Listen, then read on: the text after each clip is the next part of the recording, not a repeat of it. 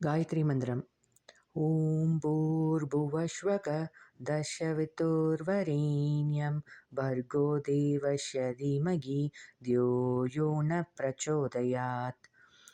அந்த பரமஜோதி சொரூபமான சத்தியத்தை நாம் தியானிக்கிறோம். பூ உலகம், மத்திய உலகம், மேல் உலகம் மூன்றுக்கும் சக்தி அது. அந்த பரம சக்தி நமது புத்தியை வெளிச்சப்படுத்தட்டும் என்பது இதன் பொருள்.